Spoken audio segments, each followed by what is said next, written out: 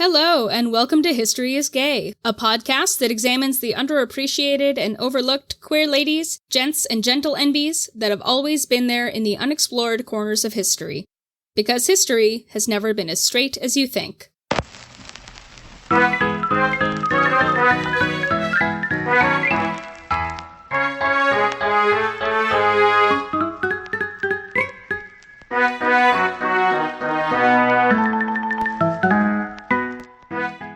Hello, everyone. Welcome to August. I am Lee Pfeffer, your host of History is Gay, and we are back in your feeds for the second part of an episode that we brought you last time. I am joined again by guest host Tyler Albertario, who was with me for our first discussion on the rise of the homophile movement. Pre-Stonewall, early gay rights organizing.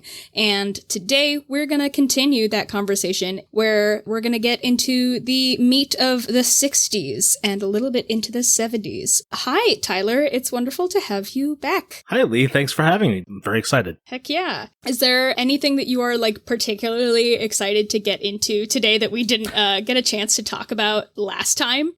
Well, it's just one giant ball of drama, so I'm excited for all of it. Excellent. So this is part 2 of a 2-part episode, so if you have not listened to our previous episode, episode 42, I highly suggest you go and listen to that, because not a lot of this episode will make a huge amount of sense if you don't have some of that context. And also you get to, listen to me and Tyler talk about things like Confirmed Bachelor and the pre-drama to the drama that we'll be covering. In terms of content warnings for this episode, it's going to be similar to our part 1 discussion of era-typical homophobia and discrimination. We're going to be talking about some Nazis. We're going to be continuing a little bit of the conversation on queer people and the homomedicalist narrative. We'll, as usual, put the timecodes in our show notes so you can determine where you'd like to opt in or opt out. So last time we went into kind of the origins and all of the main players and gave you this introduction to these early gay rights organizations. And where exactly did we leave the story last time, and where are we picking up from? So we left off sort of in the early 60s with Frank Kameny and Barbara Giddings sort of finding their footing in the early homophile movement and the emergence of an understanding that there needed to be some form of broader organizing structure going on within the homophile movement. And in this episode, we're going to be covering efforts to do that in the form of the East Coast homophile organizations from 1963 to 65, and then later, as a national effort, the North American Conference of Homophile Organizations, which lasted from 1966 to 1970, and finally being supplanted by the way more radical gay liberation movement following the Stonewall Rebellion. Yes. Let's get into it. Just a really quick follow-up or clarification from last episode. We had a listener, Peter Feckedy, write in just with a little clarifying note about Barbara Giddings. We mentioned in the episode that Barbara Giddings was a librarian. She was not officially a librarian. She didn't have, a master's degree or worked in a library, but she was really heavily connected and involved in libraries. She was really involved with the American Library Association and was a founding member and coordinator of their Gay and Lesbian Caucus, founded in 1971, and that was the first type of professional association like that in America. She was a strong advocate for the presence of LGBTQ materials in libraries, and the ALA even ended up awarding her a lifetime membership and named an annual award for best queer novel, the Barbara Giddings Award. So, we'll call her an honorary librarian. It's not to diminish anything that she did, just a clarifying point. She was a friend of librarians. Yes, she was a friend of libraries, exactly. Kind of like how the Communist Party told Harry Hay, named him a lifelong friend of the party. Right. Barbara Giddings was not actually a librarian, but she was a lifelong friend of the librarian. So we'll give that to her. So thank you for writing in for that clarifying note to all the librarians out there. We love you. And so did Barbara. And so did Barbara. Yeah. So for our, kind of historic context, we're mostly just going to point you to our first episode. Go back to our last episode for a lot of the details. By now we know the main organizational players. We're working with Mattachine Society and its various chapters as they evolve into the space where we're in now. Daughters of Boletus, One Incorporated, and then by this point that we're kind of entering the story, others like the Janus Society in Philadelphia, the Society for Individual Rights in San Francisco, and more organizations are starting to pop up, and they were mainly focused, not exclusively, but mainly in the Northeast Corridor. So Boston, New York City, Philadelphia, DC. That's kind of where a lot of these new organizations are starting to pop up. And this is where it's decided ultimately the first effort at organizing nationally, organizing these organizations in a national context is going to be undertaken in this Northeast Corridor area. Mm-hmm. Yeah, we also get another really significant court case regarding obscenity laws that pops up following up from our 1v Olsen. We didn't get a chance to talk about it in the last episode. Yeah, we didn't get a chance to talk about this, but it's very important to understand in terms of the context of what's going on. It's Manual Enterprises versus Day, which the Supreme Court ruled on in 1962. They held 6-1 that, very much like in the One Inc. v. Olsen case in regards to written material about homosexuality, this case held that, visual depictions of homosexuality, mainly nude or partially nude pictures of male models, were not automatically obscene under federal law and thus could be sent legally through the Postal Service. And this opened the door to what are known as physique magazines, which were near pornographic in nature and were justified by stating that, they're artistic in nature. They're for the appreciation of the male form and such. And, right. What would eventually kind of evolve into Tom of Finland. Right. And this would all be eventually negated by the Miller case, where a new standard for obscenity was set later in the 60s. But this shows where, the movement is at. There are these advancements in terms of being able to express support for homosexuality and to be able to express homosexuality in the sense of sexuality, right. So to speak. Yeah. Wow. Starting to move. I know, right? Wow, we're doing some pretty sexy and sensual stuff for a group of folks who declare that they want nothing to do with the sexual part of homosexuality. Right. Anyway, put a pin in that. Yes, though, put a pin in that because this whole issue with magazines will come up later. Yeah, reasons why we were like, oh wait, we should probably put that in the intro because we decided we were going to talk about that last episode and didn't get to it, but it comes back. Boy, does it come back. Oh yeah. So yeah, like Tyler was mentioning, right? By 1962, 1963, we get pressure on Mattachine and Daughters of Boletus, the hubs, mainly at this point in New York, right? And Washington and Philadelphia, to kind of organize everybody. And you can't organize every single organization that exists across the entire country, at least to start. Right.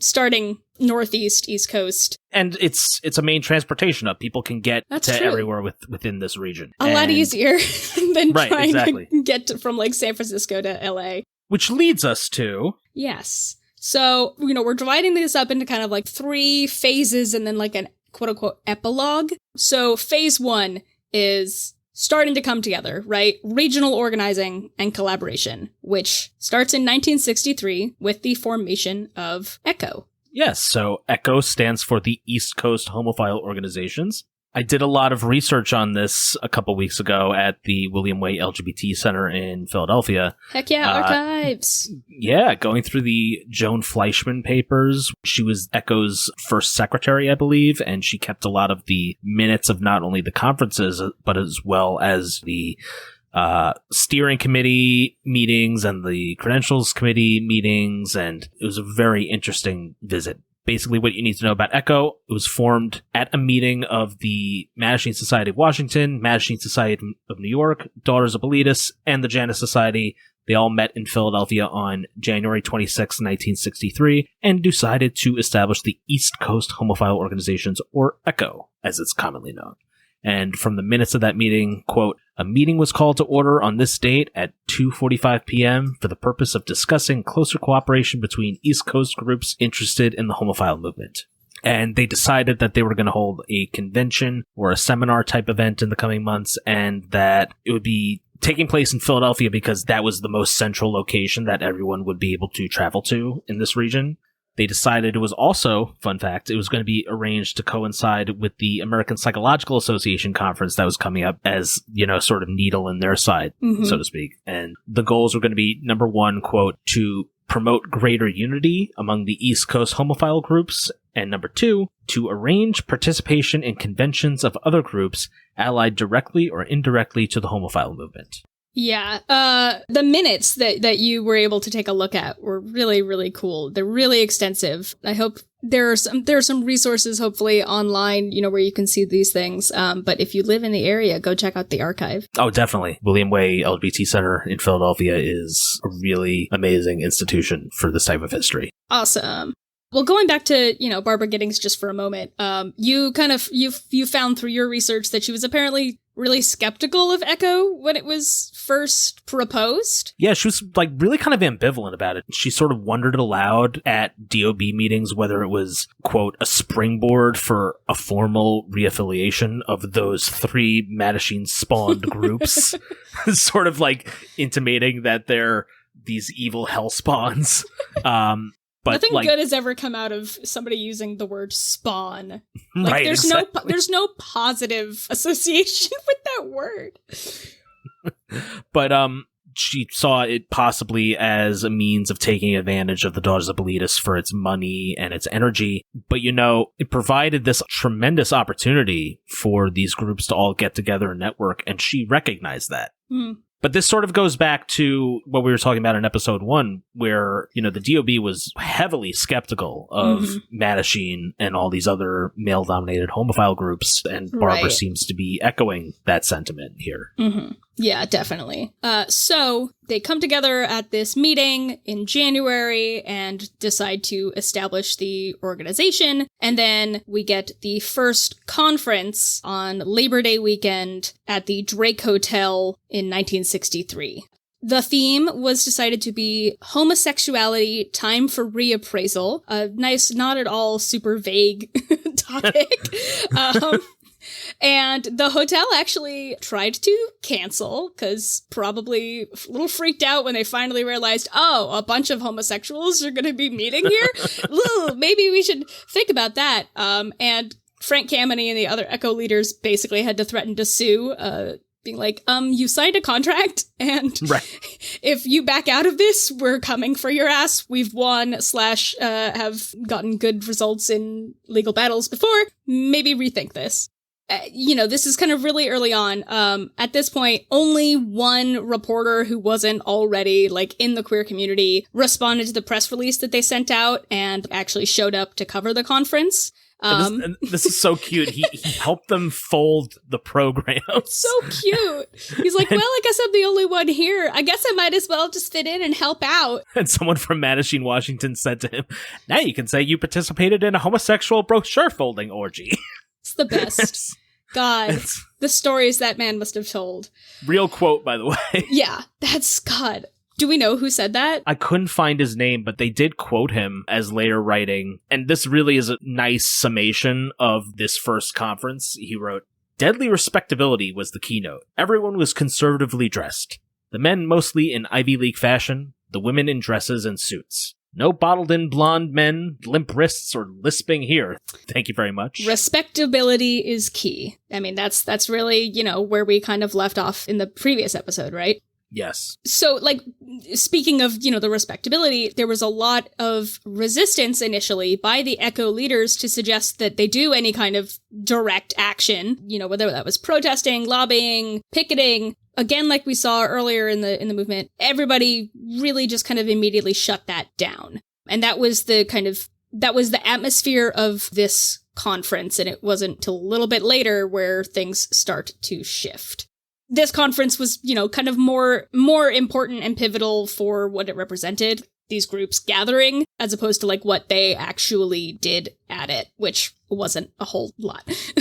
Right, exactly. In contrast, the second conference far more pivotal in that latter context. Yeah. In terms of what they actually did there. So moving on to that, this is the one that I don't feel has ever really gotten any sort of major attention because it sort of exists in an awkward time period and is also sort of taking place in the midst of the 1964 presidential election. So it wasn't really getting a lot of attention. But the Second ECHO Conference took place in Washington, D.C., October 10th and 11th of 1964, the theme being homosexuality, civil liberties, and social rights. That paints such a clear picture of, like, here are our priorities going forward. Yes, exactly. And it was at this conference where they sort of decided to, take the dive, so to speak, and decided to adopt a more proactive activist stance and endorse the concept of engaging in public protest, engaging in lobbying, engaging in public policy advocacy. Yeah, and Frank Kameny was a big part of that, too. Like, we gave a little bit of context to that in the last episode, and then this is where we kind of really start to see a lot of that coming in. Yeah, one of the themes you're going to notice throughout this is that Frank Kameny kind of sticks his influence keeps increasing. And he also tends to stick his foot in his mouth in a lot of ways and ruffles some feathers. If you're going to be polite about it. But I thought part of the research that you did, Tyler, bringing back hundreds of wonderful pictures of so much of the minutes so that I could check them out. There's Robert King, who was the ECHO coordinator. He delivered the keynote this year, and I really wanted to bring in this quote, this excerpt from his keynote, because I just thought it was really powerful, and it really shows that shift that we're talking about, this shift in thinking.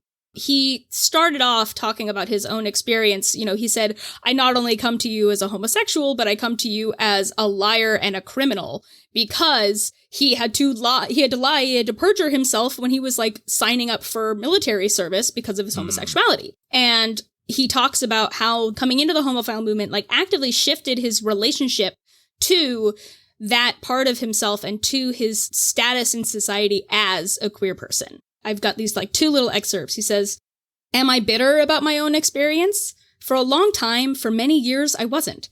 This was life. This was inevitable. This was one of the scourges of being a homosexual. I didn't think about it. I lived with it. Then I came across the homophile movement. This is what it did for me. It made me realize that I should not have to settle for a second-class citizenship. It focused my attention on the fact that the defeatist attitude of what will be, need not be. And then he goes on to say, civil liberties. What do those words mean to the homosexual? You read in the newspapers that other minority groups are fighting for their civil liberties. For instance, for the right to be served food in a restaurant without discrimination. Does the homosexual have anything in common with this fight? You bet your bottom dollar he does. We are grossly maligned, and unjustly so. We want reasonably and sanely to confer with the powers that be to set right those wrongs. We will bend over backwards to meet them on their ground. But if we're not heard, we will fight. That's such a great summation of the sentiment going around at that time. Yeah. Especially also just, like, looking at it so perfectly ties back into exactly what was happening when we get the Dale Jennings trial, right? Is like that defeatist attitude of, like, well, I was caught in an entrapment case. I guess I'm just gonna plead guilty and pay my fine and hope that I can pick up my life. Which so many people did. And it was so rare to see people fight back until this time. Until now, yeah. Until this moment where we're in. So I just thought that was really significant to put in. And we talk a lot about Frank Kameny, we talk a lot about a lot of these other big players, but there's a reason why this person gave the keynote, and I think that is really good. And speaking of Frank Kameny, theme for this episode. Speaking of Frank Kameny. And, Eric Stravini, he has a really great biography about Frank Kameny called The Deviance War. And he talks a little bit about Frank's speech during this conference. And so he uses his speaking slot to attack Daughters of Bilitis for opposing these efforts to lobby public officials and file lawsuits against anti-gay laws and policies. And, needless to say, Daughters of Bilitis furious, just absolutely steaming mad at Right. this. That they're helping to fund the conference. Like, Right. Maybe you don't want to piss off the people who are giving you the money to run this. but you know who's psyched about it? Barbara Giddings. Like she was like, oh fuck yeah, about time. I mean, we know that we know that Barbara Giddings had her own issues with the really holding back attitude of Daughters of Bilitis, and she also got a lot of flack for that, for siding with the larger kind of homophile groups rather than solidarity with the lesbians. But it's just, kind of difference of organizing opinions that are starting to clash. And, we talked about it in episode 1. There was a lot of members of DOB that wanted DOB to just sort of be maintained as, this sort of social club for lesbians. And there was this inherent tension with that faction and people like Barbara who agreed with the new prevailing sentiment that there needed to be some form of direct action going forward. Yes. So that leads us into, the main impact of this conference. They made the decision to hold a series of pickets over the following year, and the most famous of which would turn out to be the annual reminder picket of Independence Hall in Philadelphia. And this is probably the most well-known of all these pickets from this era. It was held from 1965 to 1969 on July 4th every year in front of Independence Hall, and we'll get more into detail about it later. You found a really nice quote also from a civil liberties attorney who attended that second conference, kind of talking about why there was the shift to, hey, let's really do some public facing activism. David Carliner. He said, and this is from Cervini's book as well, he said, to lay the basis for getting favorable decisions, a lot has to be done in the country to affect the climate. And he's saying that basically, in order to move public opinion, they have to take a proactive role in helping to shape it. And they have to shift from kind of individual change and creating support networks for queer people intra-community. There has to be looking at systemic change and systemic action and legal change, right? Exactly. Yeah. This conference was certainly not without some action, I would say. Do you want to talk about the big hullabaloo, or what could have been even bigger hullabaloo had there not been some intervention? Yeah, so the organizers, they caught wind right before the conference, the day or two before, that the American Nazi Party, led by George Lincoln Rockwell, were going to attempt a disruption and or invasion of the conference hall at some point during the weekend, because Rockwell himself had just made a very public denunciation of homosexuality as, quote, the most unhealthy, most unwholesome cancer in any civilization. We shall ruthlessly suppress all forms of vice, such as homosexuality, and he lists homosexuality in a longer list of supposed vices. Right. And so after he gave this speech, I think it was in July, the leaders of ECHO started receiving a lot of threatening phone calls and letters from, Nazi Party members, and someone either involved in ECHO or who knew members of the ECHO planning committee actually saw two Nazis in swastika armbands at a gay bar holding ECHO literature. And they actually called the DC police about it. And the DC police, surprisingly, actually sent plainclothes officers to monitor the conference. And at first, it seemed nothing would happen. And so the first day went totally smoothly. On the second day, though, is when this confrontation that had been rumored and feared actually happened. And I wrote about this in a whole article that I published on Medium. Basically what happened is that a young blonde man in full Nazi uniform. Full SS gear. Yeah, full SS gear, full swastika armband, full, brown shirt, walks into the conference hall carrying a box wrapped in pink with a red bow. And this is during a panel of clergy members. Mm-hmm. The box is labeled Queer Convention, and he shouts out, I forget the rabbi's name, but Rabbi Lippman. He says, he basically shouts for Rabbi Lippman. So essentially what happens is that the organizers of ECHO had planned an intervention, basically. They had anticipated this all weekend and in the run-up to the conference. So they all basically got up, they closed ranks around the disruptor, Shirley Willer, the future president of the Daughters of Bilitis, actually was stepped on the foot by him. Oh, jeez. And got into a little bit of an exchange of words with him. Right, he was like, "Would you try to kick me, lesbian?" or something? You're trying to kick me, you lesbian, you lesbian. And she's like, "Sir, you're on my foot. You're standing on my foot. Please get off my foot, fucking Nazi."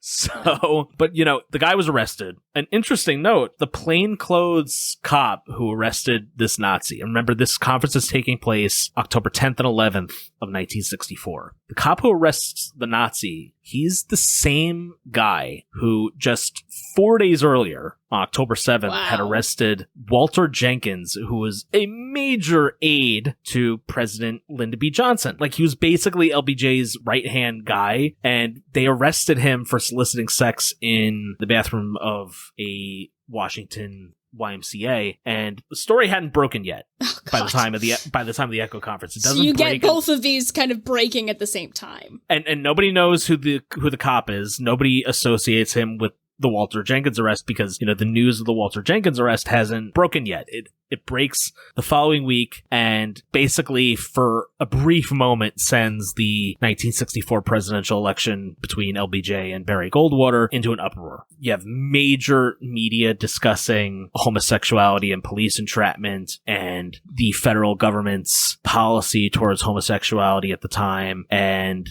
Jenkins himself actually threatened to commit suicide and was committed to George Washington University Hospital. Like, very, very sad outcome for Jenkins. But, Echo and the other homophile groups, especially Frank Kameny, they loved this because it was massive exposure to the exact type of issues relating to the federal government and, the federal government's hiring and security practices regarding homosexuality that really gave them the opportunity to get a lot of media attention and exposure, and was like a nice boost after this convention. And they really sort of had the wind at their back going into 1965.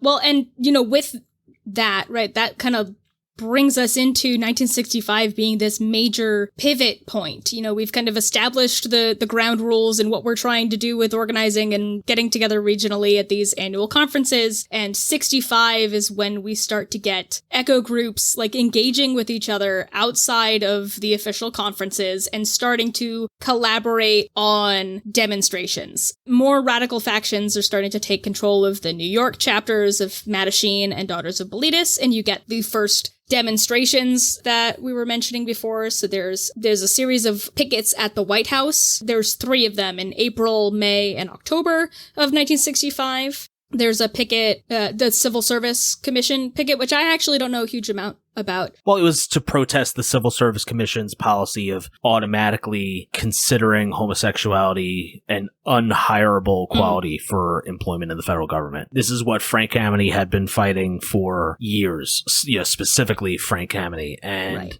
eventually the Civil Service Commission in the 70s would reverse course, but this was one of the main functions of the homophile movement, and Echo more specifically was, pressuring the federal government in regards to these types of policies. But, the real centerpiece of everything that Echo was doing around this time was the annual reminder picket in Philadelphia, as we mentioned earlier. And this was held July 4th, as I mentioned earlier, every year from 1965 to 69. And this was really the event where, like, if the dress code of, only suits and ties and dresses and high heels were enforced stringently elsewhere, it was like it was 10 like times, a Bible. It was like Bible verse. It was 10 times as stringently enforced here. Well, that's what got the most national attention. And this is actually the picketing event that we see Ernestine Eckstein featured in the photos from the 1966 issue of The Ladder. And that's, what she talks about in her interview in The Ladder. And we talked a little bit about that in our civil rights episode. That's specifically the event that is being referred to here. Right. And of all the other pickets, this is probably the Echo picket that has the most photographic documentation because it was such a centerpiece of what Echo and later the successor organizations were doing at the time. At this point in 1965, we begin to see significant development of West Coast homophile organizations, that aren't part of ECHO, really starting to make themselves known and start to expand their footprint. You get, like we mentioned, the Society for Individual Rights, founded in 1964 in San Francisco. Jose Sarria was one of the founding members. We will talk about him in an episode, but he was a drag queen and the first ever openly gay person to run for public office. A lot of people know about Harvey Milk being the first person to win public office, but Jose Sarria was the first to run. And their agenda specifically was focused on social activism and concrete political action, defense of individual rights. And he almost won. Yeah, Jose Sarria really almost won. He was a really important founding member. They put together with the Tavern Guild in San Francisco things like the Pocket Lawyer, which was a little pamphlet you could carry around with what to do if you were stopped by police. The president of SIR at the time, Bill Beardenfall, said, SIR is an organization formed from within the community for the community. SIR is dedicated to the belief in the worth of the homosexual and adheres to the principle that the individual has the right to his own sexual orientation. So again, reiterating this, we're moving away from homosexual is sinful and therefore we need resources, or sick and we need resources to, I'm glad. I love being gay, Also, so kinky calling it SIR. Absolutely. Which we love. But also really the defining non-ECHO event during this time in 1965 was the Council on Religion and the Homosexual. They were holding a New Year's drag benefit January 1st, 1965, and it was raided by the San Francisco Police Department, and they decided to really raise a stink about it. So bear in mind, the Council on Religion and Homosexual is a little different from other organizations because it does have a lot of ostensibly, quote unquote, straight members of the clergy involved in it. So there's a lot more political heft to some of these people engaging in public advocacy for queer rights at the time. So basically the next day they call a press conference and it becomes a major story, gets picked up by a lot of local and California-based papers, and some of the people involved in it actually get defrocked as a result of their advocacy. So, oh wow. Yeah, I mean it's dangerous to be clergy and be supportive of queer people in the 60s, yeah. I mean, not just in the 60s, literally I was watching, there's a HBO show, We're Here is the show, but it's about drag and it takes people through, it's basically like a reality TV series version of To Wong Fu. Essentially, it's let's teach this small conservative town about drag. And there's literally a priest who decides to be a part of one of these drag shows, and he got literally this last year he got defrocked because of his participation in this program. Oh wow, it's really fucked up. Anyway, that's an aside. Yeah, so we mentioned the Janus Society popping up and being really important to these first few conferences. And then here comes the Drama Llama. They are officially expelled from ECHO. They are kicked out of the coalition, if you will, in February 1965 because of our old friend Manual Enterprises v. Day. Right. So another great book, Mark Stein's City of Sisterly and Brotherly Loves, which covers a lot of Philadelphia-based activism from around this time, including the likes of the Janus Society and Barbara Giddings. But basically what happened is that the Janus Society, led by Clark Pollock, began producing this magazine called Drum beginning in 1964, and it was actually included in an ad for it was included in the 1964 program for the ECHO conference. And that's when a lot of ECHO members first noticed that it was a lot more explicit than other stuff that they were used to seeing. And Pollock was quoted elsewhere as saying he wanted Drum to be, quote unquote, the gay playboy,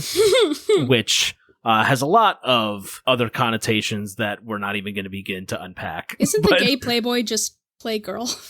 Right. I don't think it existed. Let's be real. Right. A lot of women probably aren't looking at Playgirl. It's the gay playboy is Playgirl. Anyway. Right. But even given the Supreme Court's decision in, Manual Enterprises versus Day, Drum was a lot more explicit than the specific contexts that were described in that case. And under some interpretations of, state and federal laws, it could still be considered obscene and, non-mailable via the Postal Service. So what happened was that FBI was on to this immediately. So even before the 1964 Echo Conference, where he placed an ad in the program, a month before they had started investigating Pollock and Drum, and within a couple months, they were under federal, state, and God. Local police investigation and surveillance, and the post office was investigating them too. So not only the FBI, not only the Philadelphia DA office, Philadelphia Police Department, State Attorney General. I mean, I'm sure that the post office was probably just chomping at the bit to be able to raid another office of queer publications and be like, all right, what could we find to confiscate? Yeah, they're probably just chomping at the bit after they got their asses so thoroughly handed to them in one V. Olsen. This must have been a gold mine. Right. But to give you a sense of the scale of how much surveillance they were under, the Philadelphia district attorney was actually getting each copy of Drum, reviewing it, and then making copies and forwarding it to the U.S. attorney for the Eastern District of Pennsylvania. God, that just reminds me of when conservatives are this book is obscene and terrible, and then they just make it go on the bestsellers list because they're buying copies to literally burn. And be right. Good job, yes, give that author more money. Sure. That's self-defeating, but okay. Right. So, basically it becomes very visible that Drum and Janice are attracting a lot of very unwanted law enforcement attention, and the scheming sort of begins within Echo to push Pollock and the Janice Society out as official members, and Dick Leitch has this very witty quote: "If we had a dime for every time a high-ranking police official in New York has tried to tar and feather the Mattachine Society of New York with Drum, we'd be wealthy." So, God. But after a lot of pushback from within Echo, Pollock and the Janice Society were officially expelled, and Pollock did eventually sort of yield to movement and law enforcement pressure and stopped publishing Drum in 1966, the following year. So, but with Janice Society sort of out of Echo as one of its founding members and the conduit by which a lot of Philadelphia figures were engaging with Echo, there was sort of this shell Mattachine Philadelphia organization that was set up time to find a loophole. Right, time to find a loophole that sort of allowed people in Philadelphia to inherit Janice's seat on Echo, so to speak, and allow them to continue operating under the umbrella of Echo. So it's basically the child walking into a movie theater and being like, "One, please," and then be like, "Sorry, we don't serve children here," and then going back and then coming back as three children stacked in a trench coat wearing a fake mustache. Be like, "Hi, absolutely, 1 ticket, please." That's basically what that is. Is they put a mustache on and walked back in. Yup. Fantastic. I love that. I love that image. That's the first thing that came to my mind. I'm like, so we're exactly the same, but we have a mustache now, and so we're totally different.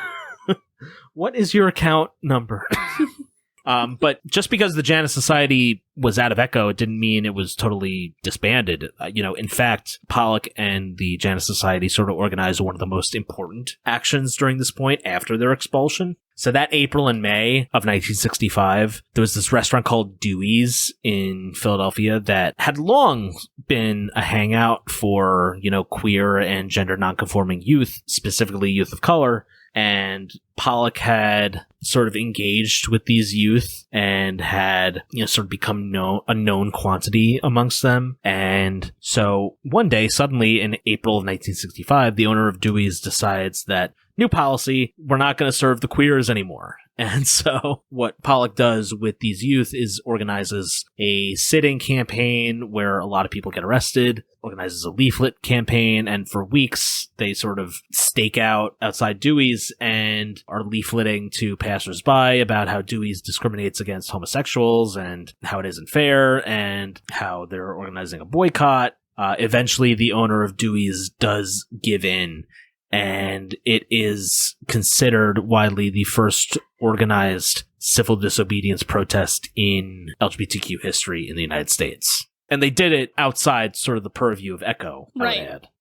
Hey y'all, I'm excited to announce that this episode is sponsored by Surfshark VPN. We're so grateful to be able to partner with sponsors like these guys who help us keep the show going and enable us to bring you even better content, pay guests, and even more. Surfshark VPN, which stands for Virtual Private Network if you're an internet old like me, is an awesome app and browser extension that not only protects your privacy online, but changes your virtual location on your phone or computer to anywhere in the world, allowing you to access the internet as if you were actually in a different country. This, of course, allows you to bypass certain geo-restrictions and access websites and content that you might not usually be able to see. For example, let's say you just got done listening to our episode on bisexual Mexican artist, communist, and rumored lover of Josephine Baker, Frida Kahlo. And now, understandably, you'd like to stare at the beauty that is Salma Hayek for 2 hours, while she and Alfred Molina portray Kahlo and her husband Diego Rivera in the masterpiece that is Julie Taymor's 2002 biopic, Frida. But it isn't available over here on Netflix in the US. However, if you go over to Surfshark and switch your virtual location to Germany, voila!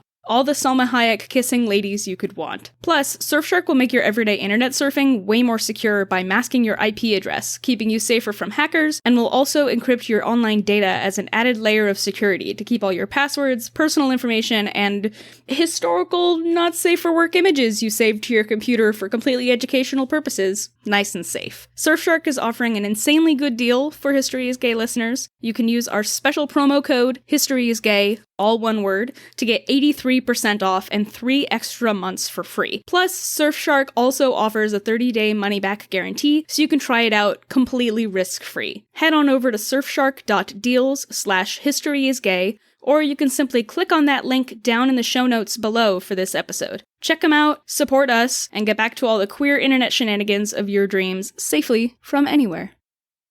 Daughters of Bilitis was also kind of encountering issues regarding obscenity to a much lesser extent than Janice. Barbara Giddings was really trying to, by this point she was the editor of the Ladder, and so by this point she's, trying to get the Ladder to stop carrying the tagline for adults only, because that just really kind of puts a target on their back as potentially obscene publication. She was also an advocate for having the Ladder be a conduit for lesbian letter writing campaigns, which a lot of veterans of the organizations were concerned would attract the same kind of law enforcement attention. Basically being like, you're soliciting.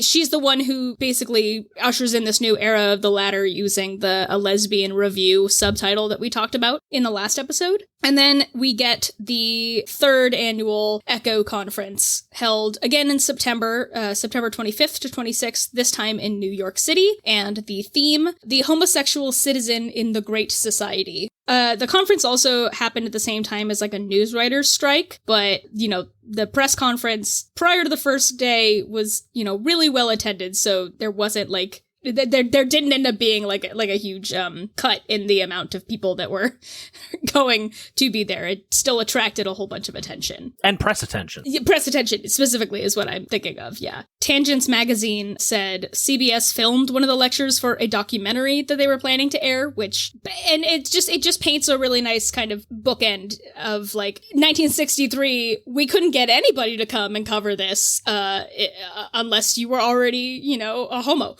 It's we have one non-queer reporter, and suddenly now it's the big talk of the town. And you get other delegates from the West Coast and Midwest homophile organizations that are officially part of Echo. They go there as kind of observer delegates, like SIR and Mattachine Midwest. And because of that, suddenly it's not just this Northeastern corridor. It was kind of clear at this conference that we're going to have to do some restructuring and reimagining there are more voices in the conversation now that we need to make room and make space for. So this is where we move into what we're calling Phase 2. Homophile organizing goes national. So, Tyler, you were mentioning NACO. Yeah, so as you mentioned, it became apparent by this point that Echo was not effectively providing enough national representation because it was very centered in this Boston to DC Northeast corridor. And meanwhile, all the West Coast and Midwestern organizations, they want to be involved in the planning and the organizing and the discussions going on in ECHO. And we saw that they sent observers to the 65 ECHO conference, but ECHO decided to accommodate these organizations by hosting a national planning conference of homophile organizations in February of 1966 in Kansas City. So many acronyms. Yes, NPICO. We have, NPICO, and then we have NACO, and we have ECHO, and we have ERCO. It's just, they really love, man, homophile organizations. I mean, just gays. Gays love acronyms. So 14 organizations in total were represented at this conference from coast to coast, and Kansas City sort of represented a central meeting point in the center of the United States. But nonetheless, even with all these considerations going into the planning of the planning conference, there were still a lot of tensions leading up to the conference and a lot of egos and interpersonal and regional rivalries, which are only going to get worse as we go on. But Dick Leitch sort of colorfully wrote in a letter about all the sort of interregional and interpersonal drama leading up to the convention. He wrote, "I didn't realize how much intergroup politicking there was until we started getting replies about the Kansas City thing. Every letter I receive is full of innuendo, overtones, undercurrents, and implications hiding beneath every word. I fully expected an open and honest meeting, and am coming prepared to fully deflate anyone who pulls any pompous horseshit. Since at least 2 Easterners are going to try coups at the meeting, I think I'd prefer a West Coast moderator. And you fit the role perfectly." God. You meaning the person he's writing to. It's listeners, this is an audio medium, so you could not see it, but you should have seen my face as soon as Tyler started doing his Dick Leitch voice, because that was amazing. And that is how he sounds. And I'm trying while you're reading this quote, not to just like bust out laughing. Didn't want to detract. Fantastic. Listen, any listener who goes and seeks out recordings of Dick Leitch, I defy you to tell me that was spot that on. was wrong. Spot on. There's also this letter from E.A. Diaguardi, who is the director of the Homosexual Voters Advisory Council. And he writes saying all these things about how we have to be really careful because the FBI and Secret Service might be surveilling us, knowing this big conference is coming up. So he writes this letter, "Gentlemen, we wish to sincerely thank you for the invitation to the forthcoming conference in Kansas City in February, but regret we will not be able to attend. Your first-class sealed envelope was received at our post office box unstuck, and only the clasp was holding the flap shut. It may be that the envelope was not sealed adequately before it was dispatched from your office, and it came open of itself en route. Nevertheless, it would be to your advantage to know that perhaps even the authorities know of your meeting. So jokingly, may I add, beware of, quote, undercover agents. Also, it is my understanding that every postmaster has an FBI or Secret Service rating whereby he is authorized to open first-class mail. As you know, the FBI and Secret Service do not have to observe the usual constitutional requirements in their work, or have to have search warrants, etc., or so I have heard, but from a responsible source. Perhaps your own legal counsel could research more information on this for you." Basically saying, thank you, but no thank you, you're probably being infiltrated, which is not an unsound fear to have amidst the Lavender Scare. Right, we do know the FBI was watching. Yep. But, regardless, despite all these concerns about surveillance and interpersonal rivalry, the convention still went ahead and decided to establish an official national successor organization to ECHO, and it was going to be called the North American Conference of Homophile Organizations, or NACO, as we've mentioned earlier. And also, they really at this missed an conference, opportunity. It's spelled nacho. Pronounce it nacho. I know, Just right? Give in to nacho. See, I thought for the longest time it was pronounced nacho. I did too, and then you corrected me when we got together with this. Give in to the nacho. Right? They did miss an opportunity, I think. Yeah. But also at this conference, they do also create an agenda for the months moving forward as they sort of integrate everything into this new national organization. They decide to hold a nationally coordinated protest for Armed Forces Day, which would be May 21st, to protest the U.S. military and federal government's discrimination against homosexuals in, hiring and service policies. And, this is a big deal, right? Mm-hmm. This is like the first nationally coordinated demonstration coast to coast for one event. And, specifically, this action was in response to a letter that February, right before the National Planning Conference. And it's from the Office of the Assistant Secretary of Defense by Colonel M.P. Dusco and the Director of Personnel Management. And this is part of the letter. Essentially, the Department of Defense policy requires prompt separation of a homosexual. This is mandatory. The homosexual person is considered unsuitable for military service and is not permitted to serve in the armed forces in any capacity. His presence in a military unit would seriously impair discipline, good order, morale, and the security of the armed forces.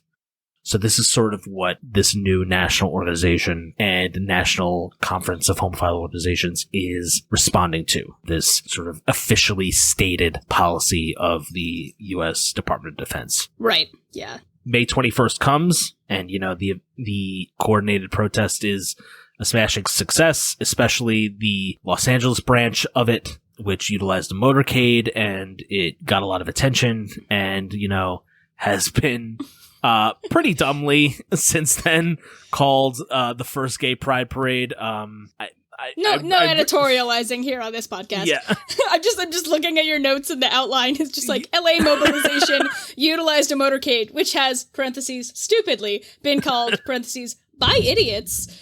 The first gay pride parade. I won't name anybody, but there's a certain subset of very white and very assimilationist gay men in middle age who we can give it its due and its importance without subsuming other things. Right. Yeah, so at this conference, there was also the decision made to establish, basically reorganizing and taking NACO as the umbrella and then having sub-regional bodies under that umbrella. So you've got ECHO kind of morphs into Eastern Regional Conference of Homophile Organizations. I don't know why they didn't just keep it as ECHO.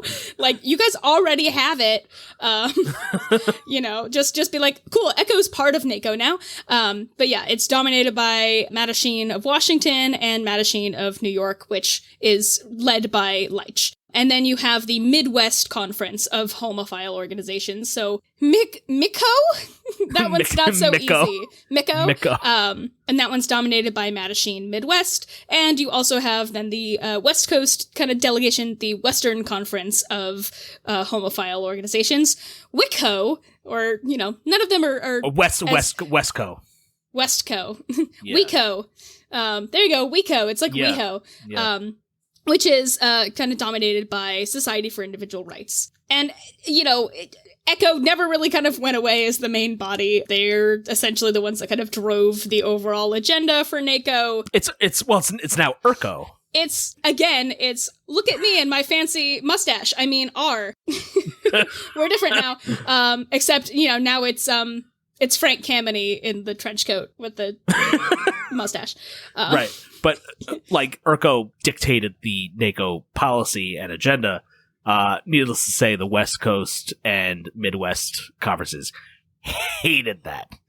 Yeah. New York supremacy. Yeah, and it was New York, Philadelphia, DC supremacy, basically. And that tension will come back later as well. And ECHO, now under this kind of ERCO name formally dissolves, and they go forward being ERCO. August 1966, we also, can't have this episode without just briefly mentioning the Compton's cafeteria riot that happens, which we will do an entire episode on it, but it is a West Coast, San Francisco-based uprising against police brutality that happened. We don't know the exact date, but it was some night in August 1966. So, I included this because I want to discuss a little bit without divulging too much. Yeah, I actually don't. This is like cryptically put into our outline. So I'm like, ooh, how exactly does it like fit in with Janus Society and other things? So there are certain factors which I and others have uncovered which point to the Compton's cafeteria riot taking place either on August 6th, 1966 or August 27th. And if it were to be the 27th, that means it would coincide with the first with the NACO conference. NACO conference. That was in San Francisco. That was in San Francisco, like just down the block. And what we do know about the NACO conference is this first NACO conference, rather, is that Vanguard, which... It's a queer youth organization in San Francisco. Queer youth organization that the month before Compton's cafeteria riot had been leafleting outside Compton's as a result of Compton's anti-trans discrimination policy. They organized leafleting campaigns and pickets outside of Compton's the month prior. And what we do know about the NACO conference is that Vanguard made sort of a big show about wanting more direct action to take place under the NACO umbrella, and they were sort of rebuffed. And also at this conference, we see the return of Clark Pollock and the Janus Society sort of coming back into the NACO fold and participating. And I have sort of this working theory that possibly Clark Pollock noticed what Vanguard was doing in trying to push the issue on getting NACO to endorse more direct action, and maybe sort of put his head together with some of the people in Vanguard, and it sort of maybe possibly snowballed into what eventually became the Compton's cafeteria riot. There's a lot of missing pieces in this theory, but if the riot did indeed take place on August 27th over that weekend, it would in many ways sort of stand to reason. And that's sort of the crux. Oh, that's so fascinating. Isn't it? Yeah, well, and I think I saw you had kind of a little back and forth with Susan Stryker about it, because she is, the person who actually found all of the materials on the Compton's cafeteria riot in the archives of the GLBT Historical Society, and that's kind of how it came to light that happened, and this, shortly before Stonewall major event happened. So I'm curious to see kind of where this goes. Yeah, it's something that we're definitely going to still be pursuing and investigating and seeing if these dots can be connected. Nice. Yeah, you also get official NACO organizations like the Mattachine Society of New York organizing their own actions for the first time. Probably the biggest, most notable one is from April 1966, the Julius Sip-In, led by Dick Leitch and Craig Rodwell, where at the Julius Tavern in New York, much like kind of what happened with the Dewey's sit-in, is they organized a bunch of queer people to basically come together in this bar that was refusing to serve them and sit there and drink. It's kind of funny because Julius's was the third place they tried, because the other two places they announced, oh, we are homosexuals and we'd like to be served. It's oh, you guys, you're okay. Right. They wanted to make a statement. They're okay, let's find somebody who's going to be homophobic so we can do this. Well, because they wanted to have a test case to challenge the New York State Liquor Authority's policy that bars couldn't serve to homosexuals. Yeah. And then, kind of last bit of this section is you get the first official NACO conference from August 25th to 30th in San Francisco, held directly after the National Daughters of Bilitis conference. And there was, there was a SIR conference too, right? It was just this kind of back to back of these queer organizations coming together. Just all month, basically. Yeah.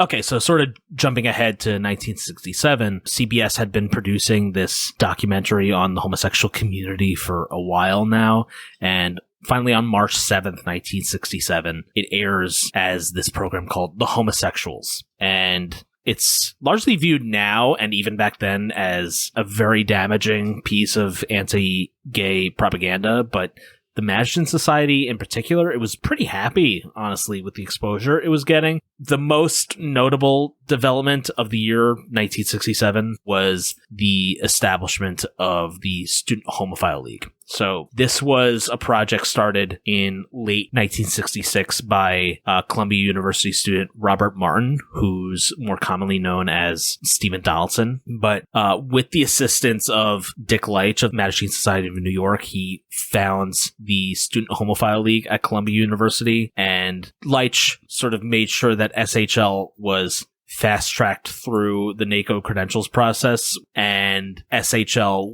did wind up being represented at the conference that August, which was like a very fast process of gaining the credentials.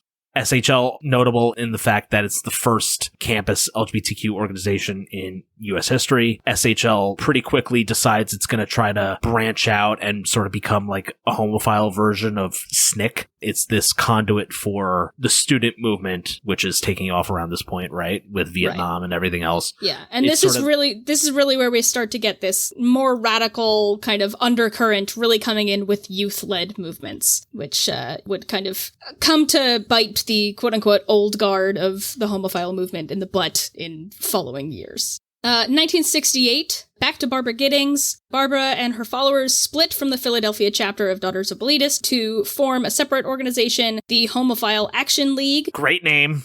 Just gotta pause on that. Fantastic name. There should be a successor organization today called that. Yes. It's so cool. And it's meant, as kind of a more radical alternative, but, not necessarily as radical as these, like, youth-led organizations coming up.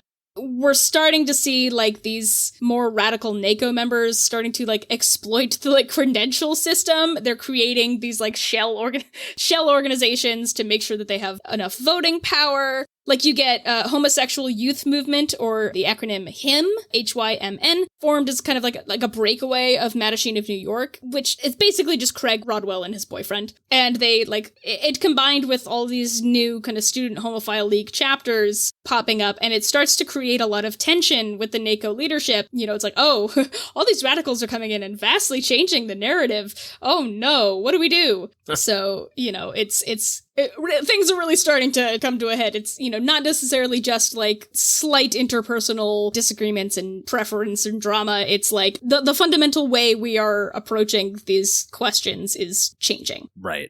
We have the 1968 conference, which this year was in Chicago. And according to write-ups in The Advocate, there was a lot of tension along the East and West in regards to, like, representation and making sure that everybody had, like, an actual valid and equal voice. This is also where we get the official adoption of the slogan, "Gay is good," coined by Frank Kameny, as we've mentioned before, modeled after "Black is beautiful." And this is where we have, earlier in the movement, we talked about this a little bit in the last episode, that there were attempts at creating like a homosexual Bill of Rights. And this is where it actually gets like officially adopted and fleshed out. And so the homosexual Bill of Rights that is adopted at this 1968 conference reads, 1.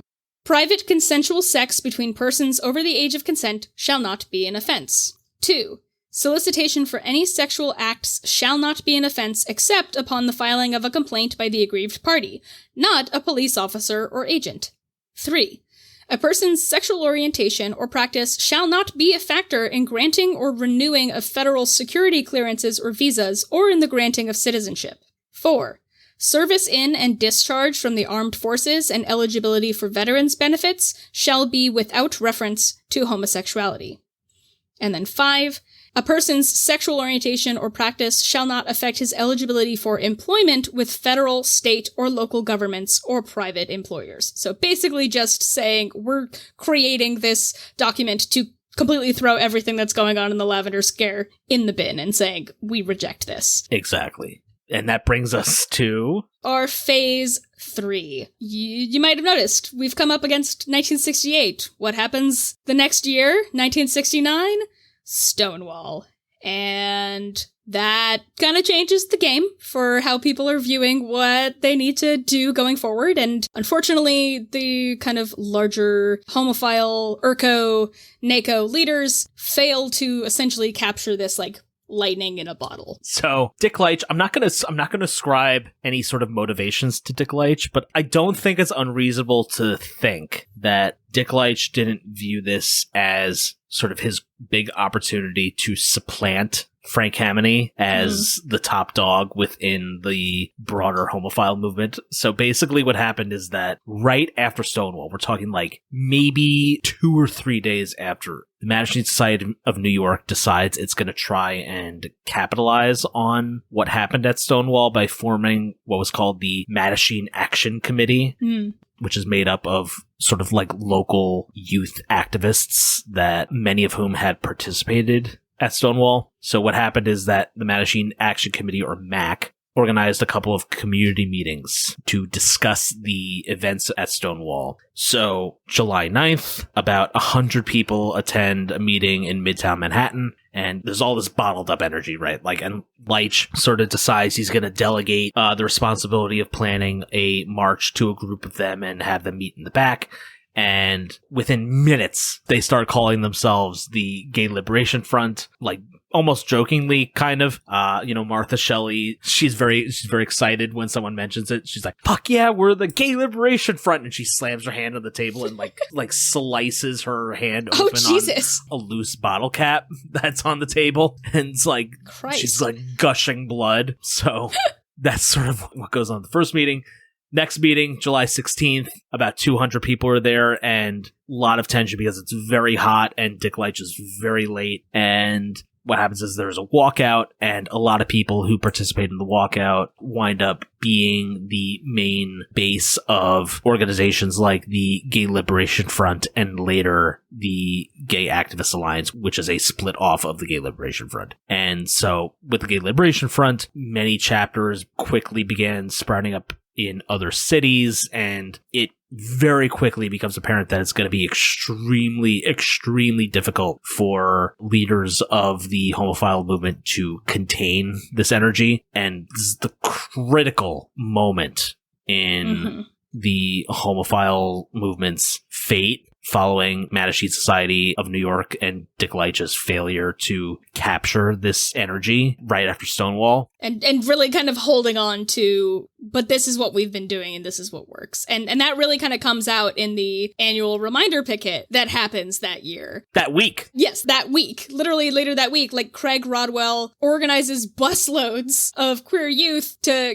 come in and participate in this picket. And many of them are just saying, fuck you to, the dress code and doing things like public displays of affection. And Frank Kameny is pissed off. Oh yeah. He's like, no, we don't do that here. He tries to break up like a lesbian couple holding hands. We're still holding on to this, like we need to hold on to respectability. Meanwhile, Stonewall has just happened and everybody's like, fuck everything. And so like Kameny creates this like really kind of butting heads relationship with Rodwell. They really kind of are at odds with each other, and Kameny is like trying to be like a roadblock to what Rodwell is trying to shift around at this point. And like I've actually found letters in Rodwell's personal papers where Urko is threatening to go after him's NACO credentials and their funding, and wow, it's like an interesting window into how Kameny and his supporters kind of tried to run things with muscle around their sort of special branch of the homophile movement. Yeah. Also, later that summer, there's the NACO conference in Kansas City, where even more tension is boiling to the surface. The radicals basically attempt to stage a coup, again, led by Stephen Donaldson of SHL. And this is where we're beginning to see the homophile movement structures really sort of undeniably being affected in an irreparable way by what's happening on the ground in New York and elsewhere. And the energy is clearly building. Like the coup d'etat by the radicals, it doesn't work, but it gathers enough momentum to the point where the other leaders of NACO are really, really nervous. And so Donaldson sort of writes in The Advocate that there's this new radical caucus that's forming, is how he describes it. And like, bear in mind, this is a couple months after Stonewall. Like, Right. the other even more radical organizations haven't even attempted to join NACO yet and go through the credentials process. And like, this is something that's coming down the barrel, and the leaders of NACO who are paying attention know this is coming, and they're not liking what they're seeing. So, Right. but the main event for 1969 is not the NACO conference, but it's the ERCO conference that happens later that November. And this is like the critical moment where it becomes just beyond apparent that the homophile movement is in its death throes. It is death throes, yeah. And it's about to be replaced by something much bigger and something much more radical than they were used to seeing. So I could spend an hour talking about this conference alone.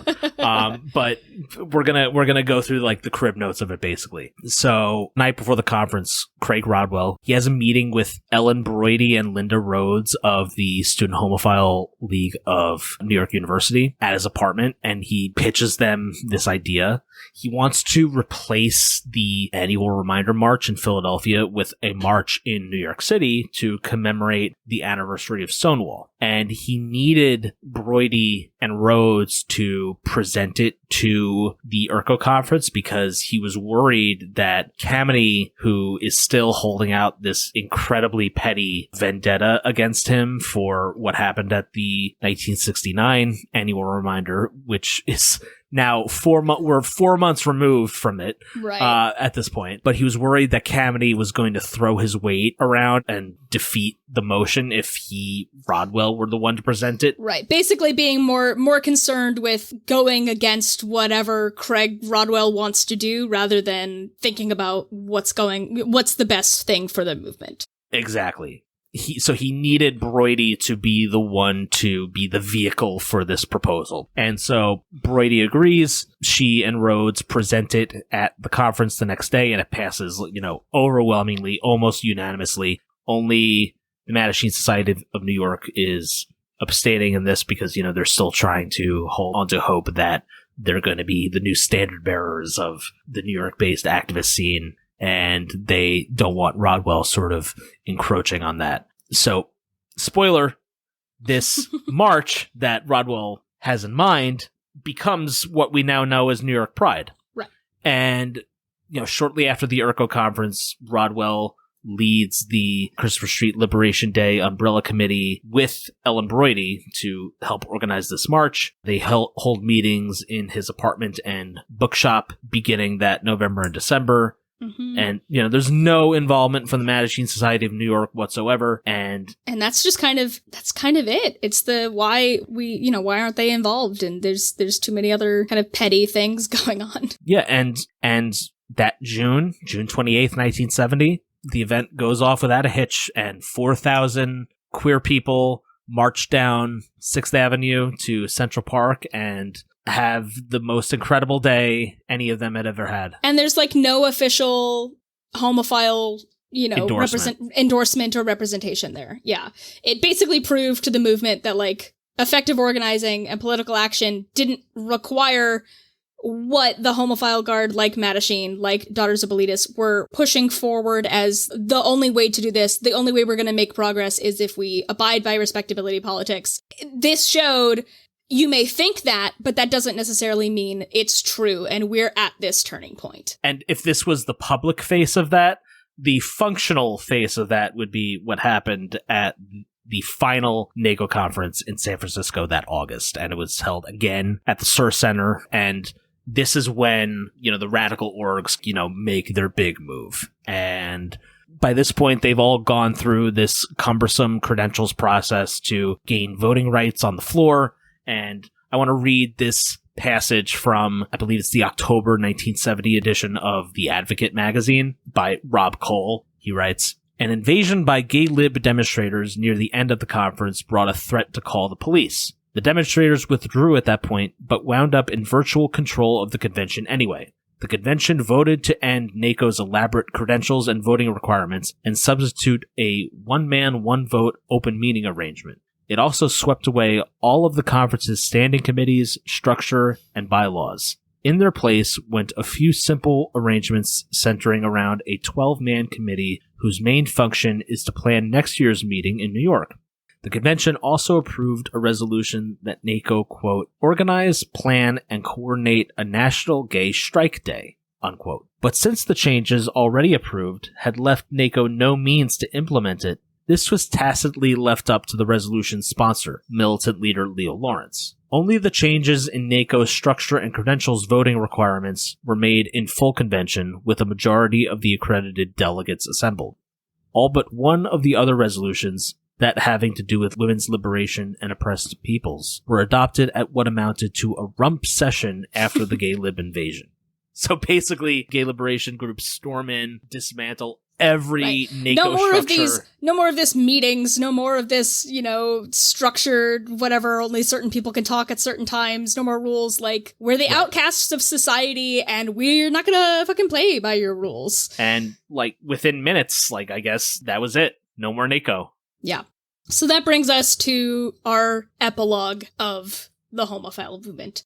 Coming off of this 1970 NACO conference, NACO, announced dates and locations for its next few conferences, for 71 and 72, but they never actually materialized. There wasn't enough momentum.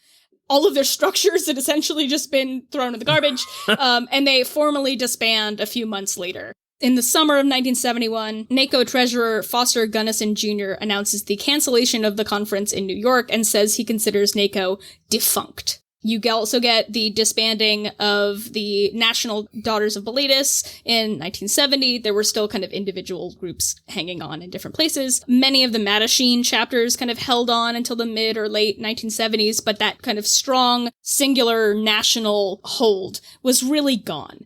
By 1972, we have hundreds of queer liberation organizations popping up all around the country. I think by 1970, it was 143 groups, including 60 or so pre-Stonewall homophile groups. But you get this influx of hundreds of very niche groups in very specific places popping up. And many of them are dominated by this radical counterculture and youth who are, also starting to tune really into what's going on nationally with, and internationally with the United States involvement in the Vietnam War, and all of these things kind of coalescing into a larger radical liberation mindset. Despite NACO disbanding, Frank Kameny and Barbara Giddings don't go away. I mean, they kind of shift their focus a little bit. They still are really, really influential in years to come in pressuring the American Psychiatric Association to officially remove homosexuality from the DSM. This happens in December 1973, and it's a really nice kind of bookend. It's a nice full circle, continuing that early work we talked about in that first episode done by Mattachine and Evelyn Hooker, and really kind of bringing it to the conclusion. Yeah. And it's a whole campaign that happens, and they make it happen in 1973. And they sort of came to it in a roundabout and unexpected way, but the end goal was achieved. Yeah. So I wanted to kind of give us just a few moments to, like we did last time, kind of talk about our final thoughts and takeaways. What are our lessons we've learned from this episode? What's our kind of, main thoughts? I had this quote in our outline the last time and forgot to include it, but there's a really fantastic quote by historian Neil Miller from his book Out in the Past that I think really lends a lot of credence to how much pre-Stonewall organizing was integral to what would come after. And you wouldn't have everything that happened with gay liberation without these building blocks. He writes, "The pre-Stonewall movement made important gains that opened the doors to what came afterward. It strengthened the legal status of gay bars in many states, pressured city officials in New York to end entrapment of gay men, brought about an end to bar harassment in San Francisco, and prompted the first sympathetic media coverage of the gay community.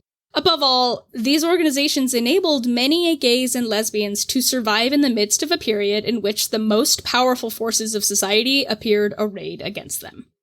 I guess the main point I want people to take away from this, and I don't have any sort of specific quotation I want to cite, but what we've discussed here, I want it to get people to sort of think about the notion that the Stonewall Rebellion is more of It's a piece to the puzzle. It's a piece to the puzzle, exactly. It is not the birth of the gay and queer movement as it has been portrayed. Or even the birth of gay liberation, because you have SHL and even elements of actions happening before then. I've termed it to be this. It was in many ways a pretext for the left radical wing of the movement to assert itself. It was a conduit. It was a conduit, correct. Yeah. If it were not Stonewall, it would have been another raid or rebellion or riot at some point. And as we've seen, it also wasn't the first in that last 5 years. You have Compton's, you have Black Cat, you have Cooper's Donuts. There's, to some extent, you can talk about Dewey's sit-in and the sip-in. You know, Stonewall has its importance, but I mean, I think we as like queer historians too are kind of all coming off of very, very recent like 50th anniversary of Stonewall media blitz. So it deserves our attention, but it does not deserve the sole attention in the narrative. Yeah, I think as a result of that blitz, we're sort of like in a mode of evaluating the true extent of its importance. Yeah. And this is part of that. Absolutely. Well, before we dive into our How Gay Were They ratings, we had a couple more pop culture tie-ins that kind of fit a little bit more in this episode than last one. Yeah, so the 1995 film Stonewall, which it's been a while since I've seen this, but it depicts members of the Mattachine Society of New York as characters, and it also shows a depiction of the annual reminder picket in Philadelphia.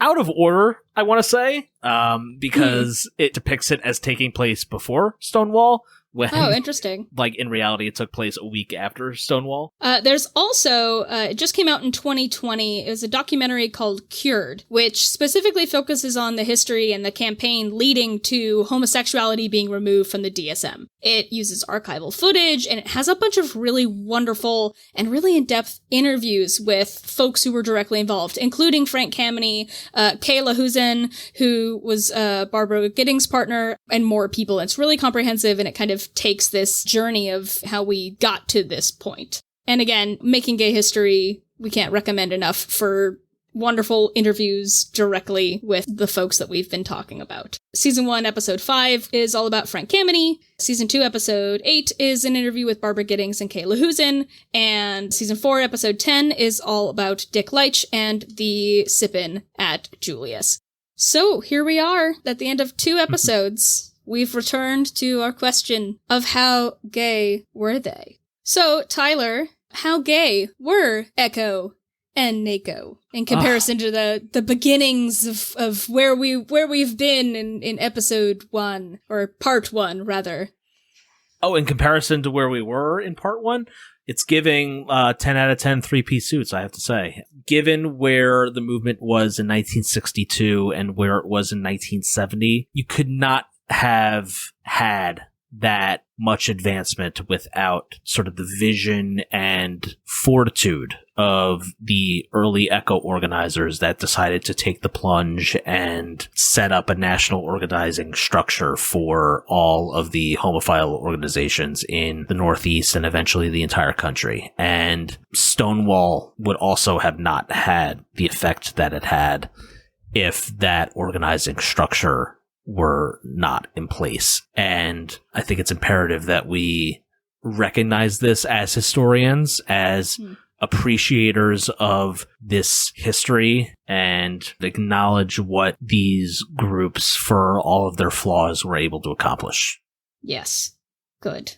Cool. Let's see. I'm going to give Echo and Nako 9 out of 10 plates of nachos. For what they should have been called. What they should have been called. Give in to the nacho.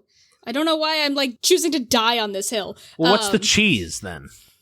We'll say the cheese is the oppressive force of respectability politics smothering them. So what's the loaded nacho then? Like, what do you load it with? You load, so what goes on top of the oppressive blanket of cheese is the jalapenos of radical youth organizing. Love it. Yeah. There we go. That's what we'll do. That's what we'll do. We'll do 9 out of 10 nachos. Right. Well, thank you so much, Tyler, for rounding out this story with me, going through literally like 20, 30 years of gay organizing. Until we see you again, could you let our listeners know just a little bit about you and where they can find you online? Yes, you can find me at Tyler Albertario on Twitter, at TYLERALBERTARIO, at T Albertario on Medium, and on Patreon at Tyler_Albertario. Awesome. And I'm Lee Pfeffer. When I'm not nerding out about old-timey queer folks and deciding to pick a fight with very long dead people about their choice of semantics, I'm usually talking about comics and queer TV over at A Paradox in Flux on Twitter and crying about Xena episodes on my couch, or sometimes in other places. History is Gay Podcast can be found on Tumblr at History is Gay Podcast, Twitter and Instagram at History is Gay Pod, and you can always drop us a line with questions, suggestions, or just to say hi at historyisgaypodcast@gmail.com. If you enjoy the show and want to support us in continuing to make it, you can support us on Patreon. As a patron, you can get access to our secret Discord server, Sappho's Salon mini-episodes where we'll treat you to love letters and poems from queer historical faves. We're also doing pop culture tie-in live watches, and future queer history trivia nights, exclusive merch, lots of other wonderful things happening in that space. You can become a patron by going to the support section on our website, or patreon.com/historyisgay, and join the ranks of our patron community along with the amazing Jesse Usko and Marley. Thank you all for your support. Couldn't do this without you. Every day I'm grateful that you allow me to have some of the resources I use in putting on this show. You can also get merch at our History is Gay store. You can click on shop at our website. We've got t-shirts and hoodies and laptop cases and a whole bunch of fun stuff you can check out on our TeePublic. And lastly, remember to rate, review, and subscribe wherever you get your podcasts. It helps more people find the show, and we can expand our awesome community. That's it for History is Gay. Until next time, stay queer and stay curious.